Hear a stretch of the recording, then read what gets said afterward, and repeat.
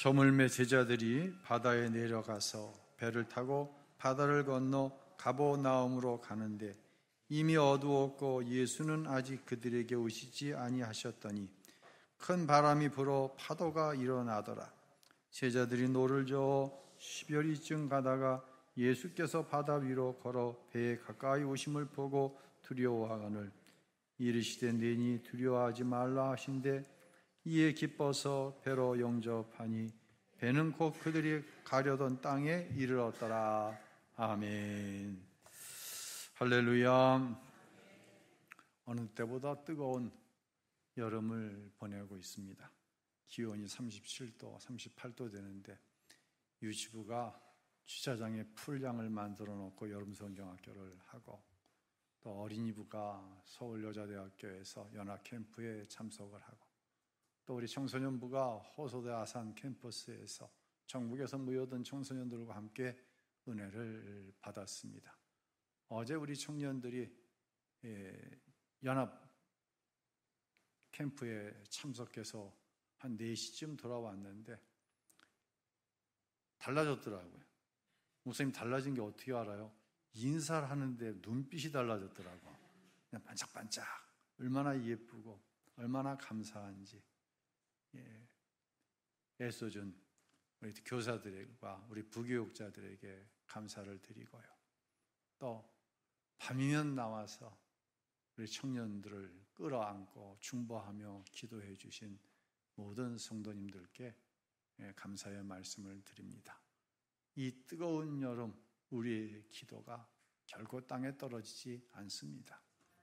하나님께서 반드시 열매 맺게 하십니다.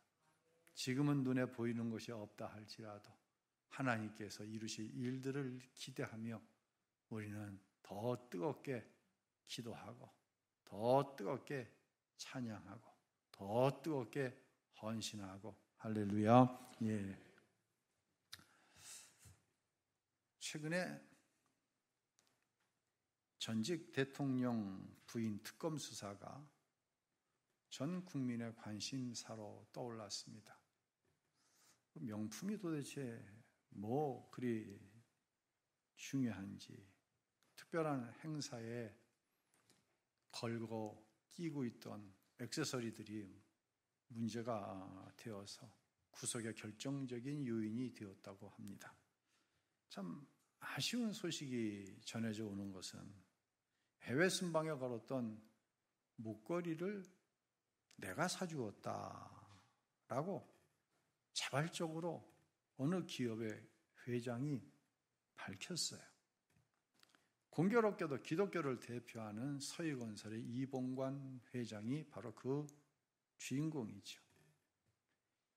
이봉관 회장은 대한민국의 목회자라고 한다면, 대한민국의 CEO 기독교인이라고 한다면 누구라도 알 만한 기독교를 대표할 CEO입니다. 올해 만 80세, 81세, 1925년생이니까요. 1994년에 서희건설을 처음 창립해가지고 2024년 만 30년이 되던 해에 매출이 1조 4,736억 원입니다. 이젠 좀 놀라시네. 놀라고 그러세요죠. 1조 4,736억 원. 대한민국 시공 순위로 30위권 안에 드는 대형 건설사를 이뤄놨어요. 누구든지 인정하는 것은 이 이봉관 회장의 성공 이면에는 그의 독실한 신앙이 있었다고 하는 것을 누구든지 인정을 합니다. 6.25 전쟁으로 인해서 아버지와 떨어지게 되면서 어머니와 아주 가난한 어린 시절을 보내야 됐어요. 온갖 고난을 오직 기도로 이겨냈다고 합니다. 선교사님이 공부를 계속 시켜줘서 대학을 나올 수 있었어요. 지금은 청운교회 이제 원로장로로 활동하고 계신데 직접 강단에서 한 기도, 어느 행사에서 한 기도를 다 모아가지고 CEO의 기도라라고 하는 서적을 냈는데 기독교 CEO들에게는 마치 교과서처럼 여겨지는 그런 기도문이기도 합니다. 그런데 최근 뉴스마다 이 이봉관 장로께서 국가조찬기도회 11대 회장을 지내셨거든요. 이 국가조찬기도회 회장이라고 하는 것은 대단한 직책이에요. 기독교계에서는. 왜냐하면 대통령 부부가 이 조찬기도회에는 반드시 참석을 해요.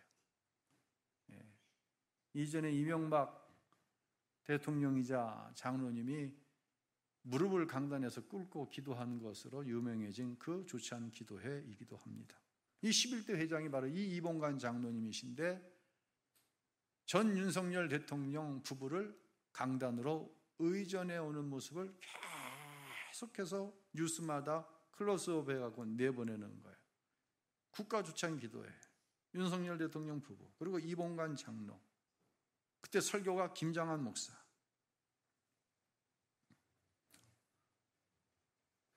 더 이상 여기에 이제 의미를 부여하지는 않겠습니다. 그런데 불편한 거죠. 이봉관 회장은 딸이 셋이에요. 첫째 사위가 검사, 둘째 사위가 판사, 셋째 사위도 판사, 셋째 딸은 검사. 딸 둘은 다 서희건설의 중역들이죠. 큰 사위는 최근에 밝혀진 대로 한덕수 전 총리의 비서실장이었습니다. 제가 처음 뉴스를 통해 이 모습을 볼 때 굉장히 실망스러웠어요.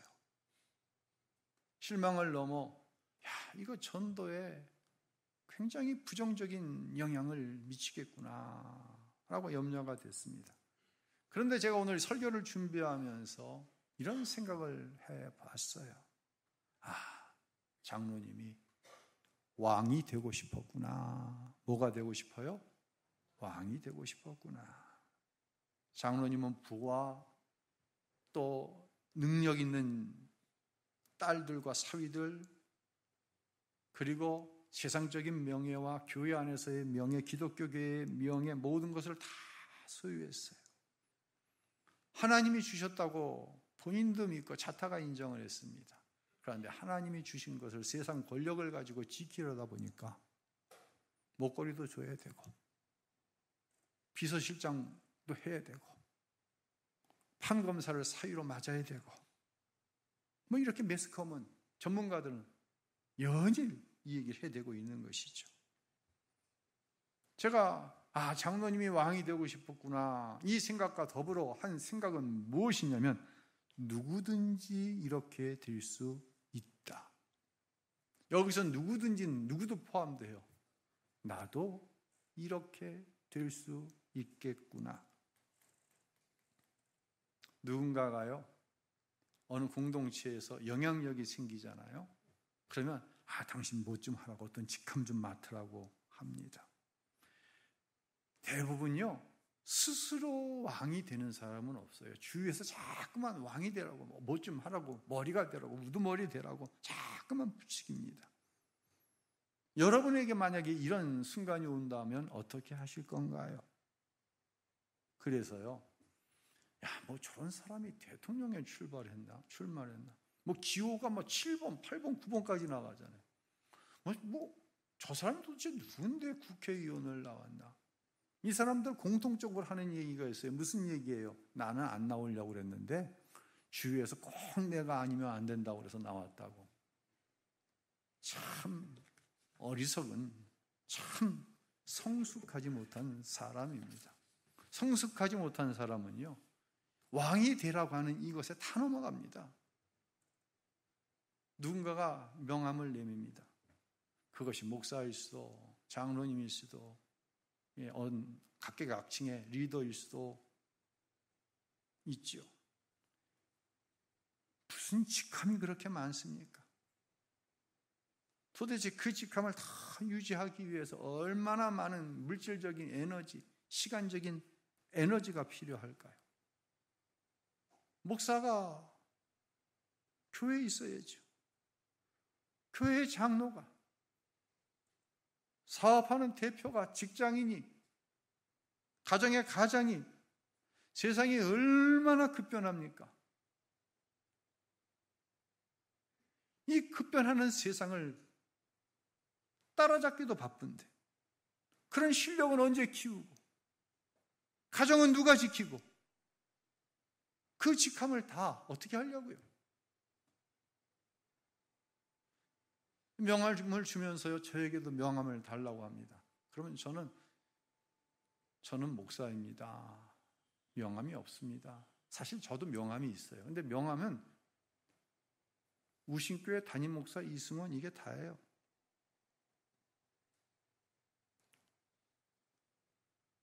우신교회 정도 규모가 되고 제가 목회적인 연륜이 이만큼 되다 보니까 여기저기서 이것도 맡으라고 그러고 저것도 맡으라고 합니다. 누군가는 해야 될 일이겠죠. 그런데 꼭 우신교회가 아니더라도, 꼭 제가 아니더라도 이거는 왕이 되는 거예요. 이런 핑계, 저런 핑계를 대고 다 고사합니다. 그래서 이제는 핑계가 다 바닥이 났어요. 그래도 하나님께서 이 목사 아니면 우신교회가 아니면 안 된다 하는 사역이 아니라고 한다면 또 피해갈 거예요. 그런데 말입니다. 누구든, 저도 여러분이든 왕이 되고 싶은 마음, 자기가 속한 공동체에서 최고의 영향력을 행사하고 싶은 마음은 사실 웬만한 사람에겐 다 있습니다. 하다못해 가정 안에서도 내 영향력이 제일 커야 돼. 내 목소리가 제일 커야 돼. 내 생각대로 해야 돼. 교회 안에도 있습니다. 여러분, 그런데 이 왕이 되고자 하는 마음, 높아지고자 하는 마음은 누가 주는 마음일까요? 누가 주는 마음일까요? 항상 그렇지는 않지만 대부분 이건 사탄이가 우리에게 주는 마음이에요. 이건 사탄이가 하와에게 한 말에서 나타나요. 창세기 3장 5절에 보니까요, 이렇게 얘기합니다. 함께 읽어볼까요? 너희가 그것을 먹는 날에는 너희 눈이 밝아져 하나님과 같이 되어 선악을 알 줄 하나님이 아심이니라. 아담과 하와에게 부족함이 있어요, 없어요? 부족함이 없어요. 근데 사탄이 와서 그러는 거예요. 너 저거 먹으면 하나님처럼 돼. 뭐가 되라는 거예요? 왕이 되라는 거예요. 예. 다시 묻습니다. 여러분 가정의 왕이 누구십니까? 한번 대답해 보세요. 여러분 가정의 왕이 누구신가요? 대답을 못 하시네. 여러분 가정의 왕이 누구십니까?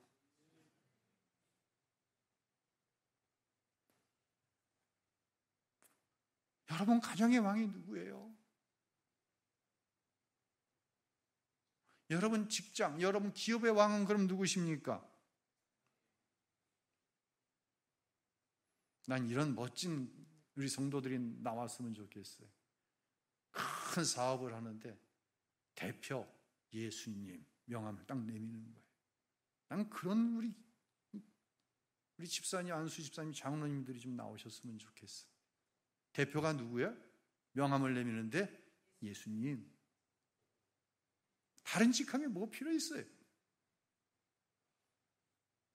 누가 교회 왕입니까? 목사예요? 장로예요?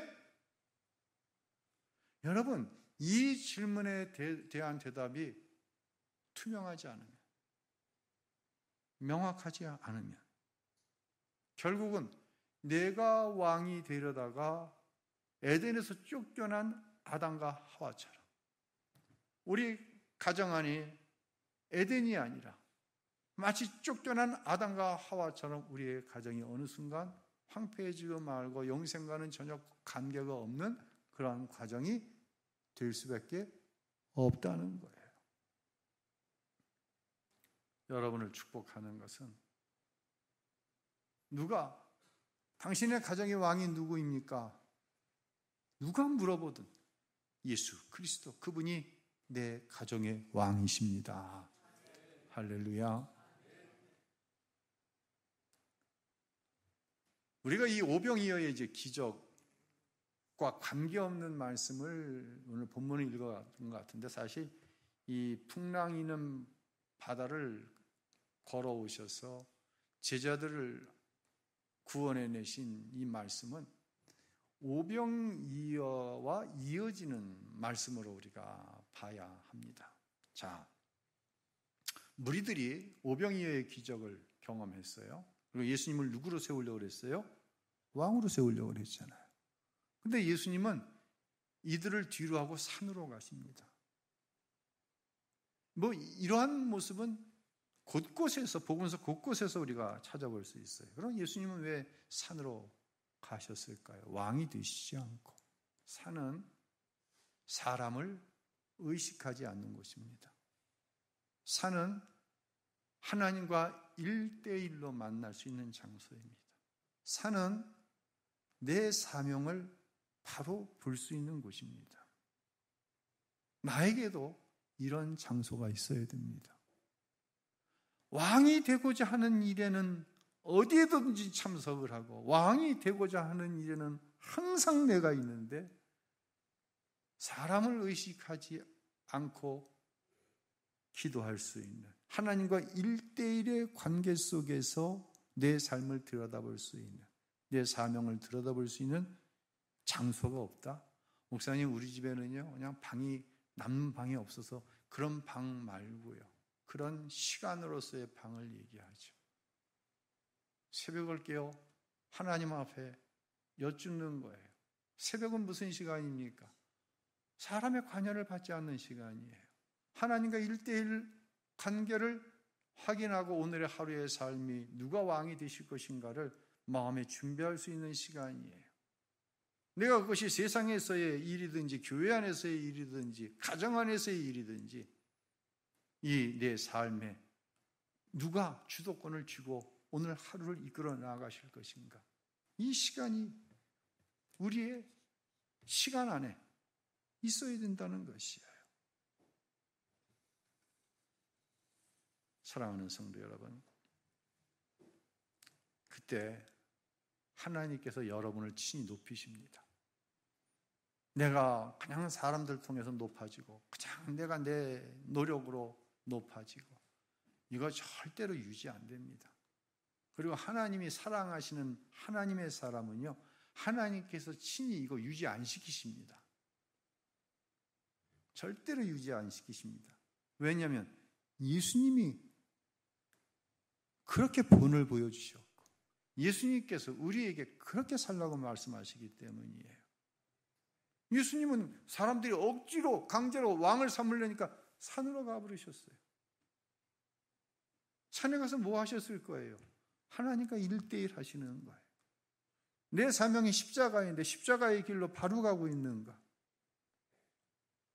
왕으로 세우려고 하는 게 영광이 아니라 이건 사명에 있어서 미혹 중에 미혹인 거예요. 그때 하나님께서 예수님을 친히 높이셨던 거죠. 그때 하나님께서 여러분을 직접 높이실 줄로 깨달으시기를 바랍니다. 그 말씀이 빌립보서 2장에 나와 있는데 우리 함께 읽어보죠. 그분은 본래 하나님의 본체셨으나 하나님과 동등됨을 기득권으로 여기지 않으시고 그리고 그분은 자신을 낮춰 죽기까지 순종하셨으니 그 십자가에 달려 죽으신 것입니다. 그러므로 하나님께서는 뛰어난 이름을 주셨습니다. 아멘. 자신을 낮춰 죽기까지 복종하셨어요. 예수님은 왕이 되기를 원하시지 않으셨어요. 그러나 하나님께서 친히 그를 높여 모든 이름이 뛰어나게 하셨어요. 이것이 바로 자신을 제물 삼고 하나님의 말씀 앞에 자신을 주기까지 순종하는 자를 높이시는 하나님의 놀라운 은혜인 줄로 깨달으시기를 바랍니다. 이제 예수님은 산으로 가시고 제자들은 어떻게 했냐? 제자들이 지금 막 흥분 상태에 있거든요. 막 사람들이 막 칭송을 하는 거야. 얼마나 좋겠냐? 나도 예수님의 제자 되었으면 좋을 텐데. 당신들 참 대단해. 얼마나 행복해. 얼마나 영광스러워. 당신들 예수님 왕 되면 한 자리씩 다 할 텐데.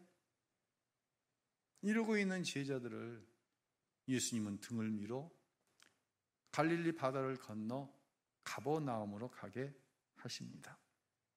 문제는 뭐냐면 가고 싶었겠어요? 가버나움으로 제자들이 안 가고 싶었겠어요? 안 가고 싶죠. 여기 있으면 국무총리 아니면 여기 있으면 법무부 장관 아니면. 그런데 그것도 지금 늦은 밤이에요. 등 떠밀려 간 거예요. 문제는 뭐예요? 예수님의 말씀에 어쨌든 간에 순종하여 그 간 뱃길에 풍랑이 일어났다는 거예요. 18절과 19절 읽습니다. 세찬 바람이 불어 물살이 거세졌습니다. 그들이 노를 저 한 25, 30 스타디온쯤 갔을 때에, 요한복음에는 그렇게 자세히 나오지 않지만 새벽 3시경이었어요. 갈릴리 북쪽에는 해발 2800m의 헐몬산이 있습니다. 헐몬산 꼭대기에서 골짜기를 타고 찬 바람이 갈릴리 호수로 내려오는 거예요. 갈릴리 호수의 표면은 따뜻합니다. 찬바람과 따뜻한 기운이 마주치니 여기에 풍랑이 일게 되는 것이에요. 갈릴리 호수는 폭이 넓은 곳은 21km예요. 그래서 성경은 갈릴리를 바다라고 표현을 합니다. 호수가, 물이 가둬져 있는 호수가 폭이 21km면 얼마나 큰 겁니까? 폭이 작은 곳이 12km입니다. 지금 제자들이 새벽 3시에 지금처럼 엔진이 있는 배도 아니고 도시에 있는 배도 아니고 그저 손으로 노를 지어야 되는 배인데 풍랑이 있어요. 이것도 마태복음에 보면 역풍이 불고 있다고 나와요. 역풍이. 뒷바람이 와야 순전히 앞으로 가는데 앞바람이기 때문에 감당이 안 되는 거예요. 뱃사람 출신들인 제자들이지만 감당이 안 되는 거예요. 그렇게 약 5km 정도를 노를 저어서 갔어요. 그런데 여전히 가버나움에 도착하려면 갈 길이 멀어요. 무슨 생각이 들었을까요? 자, 우리 생각을 한번 해보죠. 하나님 말씀에 순종하며 살았어요. 다른 영광스러운 길도 있었어요. 다른 선택지도 있었어요. 근데 그거 다 포기하고 하나님 말씀대로 살았어요. 그럼 잘 돼야 돼요? 엄청나게 잘 돼야 돼요? 그러려고 우리 예수 믿는 거 아니에요, 솔직히? 그러려고 하나님 믿는 거 아니에요? 그러려고 헌신하는 거 아니에요? 그런데 내 가정에, 내 삶의 터전에 감당할 수 없는 고난이 왔습니다. 여러분, 이때 이상하게 생각하지 마십시오. 순종하여 간 그 길에 제자들에게도 고난이 왔습니다. 제가 이제 복음서를 읽다가 이거 대단한 발견은 아닌데 아주 좀 흥미로운 발견을 했어요. 그 발견은 뭐냐면 제자들이 아닌 무리, 그저 떡 받아 먹고 병 고치고 귀신 내어 쫓아달라고 그러고 좋은 말씀 듣고 이러려고 쫓아다니는 무리들에게 예수님께서 일부러 고난을 주신 것이 찾아볼 수가 없더라고요. 그런데 유독히 제자들에게는 예수님께서 고난 속에 밀어 넣으셨어요. 아니, 왜 새벽에 그 풍랑이 일 가능성이 있는 갈릴리 바다로 내미시냐고요. 이 풍랑이 갑자기 일어난 게 아니에요.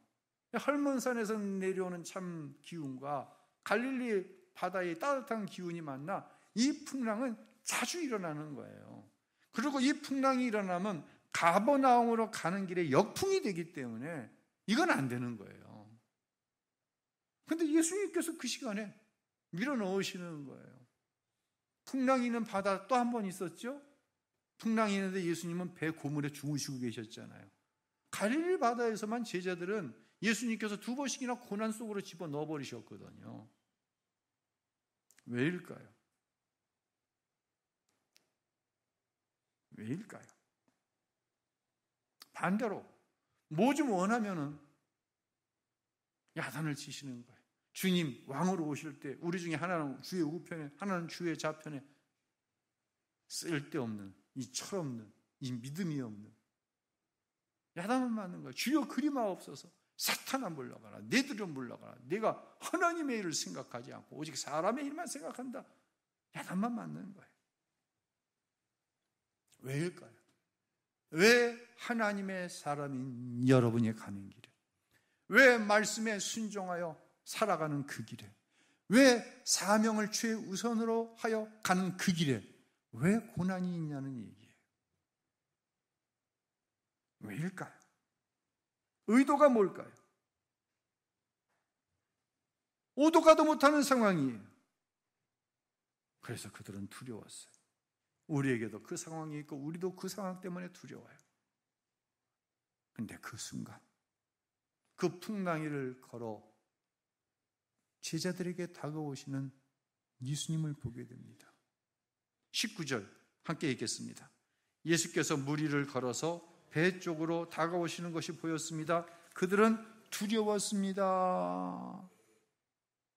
그들은 두려웠습니다. 여기서 두려움은요, 지금 풍랑 때문에 고전을 하면서 잘못하면 죽을 수 있다, 이 두려움이 아니에요. 이 두려움은 헬라어 동사로 표베어라고 하는 단어인데, 두려움을 느끼다, 경외감에 사로잡히다, 이런 의미예요. 이것을 제자들 현재 상황에 대입을 해보면 이런 문장이 나올 수 있어요. 새벽 어두움 속에 풍랑 위를 걸어오시는 예수님을 보고 하나님의 영광을 보는 경외감을 제자들이 가지게 되었다라고 하는 거예요. 예수님께서 배에 오르시자 거짓말처럼 풍랑이 잠잠해졌습니다. 지금껏 제자들은 예수님께서 하시는 표적, 기적, 그리고 주는 그리스도시고 하나님의 아들이십니다 고백했습니다. 하지만 제자들의 믿음의 실력 테스트를 해보니까 형편없었던 거예요. 물고기 2조각과 보리떡 5덩이로 5,000명을 먹이셨어요. 대단한 것 같았어요. 제자들이 스스로 우쭐했어요. 근데 고난 속에 들어가서 보니까 자신의 믿음의 실력이 형편이 없는 거예요. 고난은 내 믿음의 실력을 테스트하는 거예요. 예수님께서 제자들을 책망하십니다. 마태복음에 보면 요한복음에 없는 좀 더 자세한 장면들이 나와서 마태복음을 좀 인용하도록 합니다. 마태복음 14장 31절 읽습니다. 믿음이 작은 자여 왜 의심하였느냐? 믿음이 없는 건 아니에요. 근데 믿음이 적다고 책망을 당한 거예요. 많은 표적을 보았지만 제자들은 여전히 믿음이 작았어요. 믿음의 실력이 언제 나타나요? 여러분, 믿음의 실력은요, 뭔가가 너무 잘 될 때도 나타나요. 그때 누가 왕이냐? 이게 나타나거든요. 이 실력이 나타나거든요. 그런데 너무 고통스러운 고난 속에 있을 때 믿음의 실력이 나타나는 거예요. 자, 제자들이 두려웠는데 이것은 경외감이라고 그랬어요. 예수님이 풍랑 위를 걸어오시는 것을 보는 거예요. 여러분, 이게 얼마나 대단했겠어요. 정말 이 영광스러움, 이 경외감, 다른 기적을 많이 행하셨지만 풍랑 위를 지금 예수님께서 당당하게 걸어오시는 거예요. 자, 그것을 본 제자들이 이런 고백을 33절에 합니다. 읽어보겠습니다. 배에 있는 사람들이 예수께 절하며 이르되 진실로 하나님의 아들이소이다 하더라. 아멘. 진실로 하나님의 아들, 지금까지 주는 그리스도시여 하나님의 아들이십니다라고 고백했지만 그 고백은 정확하게 표현해서 수상한 신앙 고백이라고 말씀드렸잖아요. 그런데 풍랑이는 바다를 걸어오시는 예수님을 보면서 경외감을 가지게 되었어요. 저분이 하나님이시구나. 이제 고백하는 거예요. 그냥 그리스도가 아니라 진실로 하나님의 아들이십니다. 이 풍랑이는 고난의 목적은 뭐예요? 예수를 진실로 하나님의 아들이십니다라고 고백하게 하려고 하는 의도가 있는 시험이었다는 거예요. 믿음의 테스트였다는 거예요.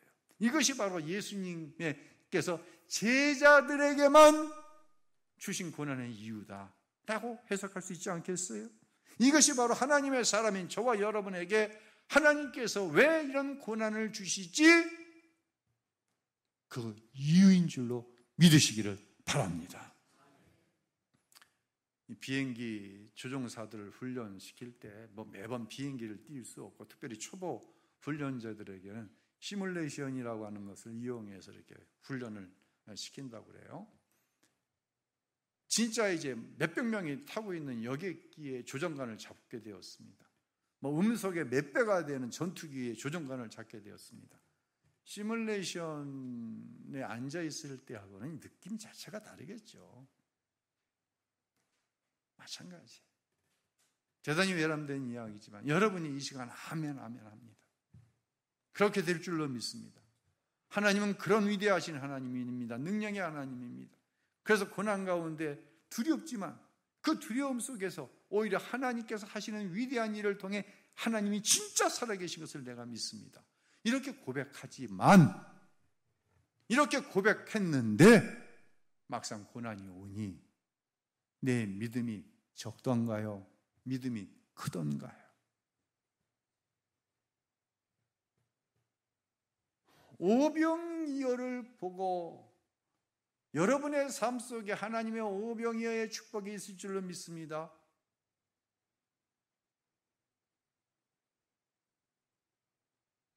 이게 아니라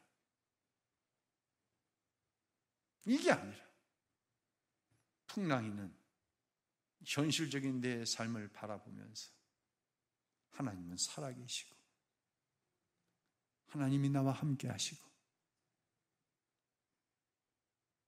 풍랑이는 바다 한복판으로 제자들을 만나기 위해서 예수님이 걸어오셨듯이 주님은 이 풍랑 한복판에 안 보일 뿐이지, 내가 믿음이 적어 안 보일 뿐이지, 이 풍랑이는 바다 한복판에 주님은 나와 함께 하시는 거야. 예수님께서 풍랑으로 두려워하는 제자들을 찾아오셔서 이렇게 말씀하십니다. 나다, 두려워 말라.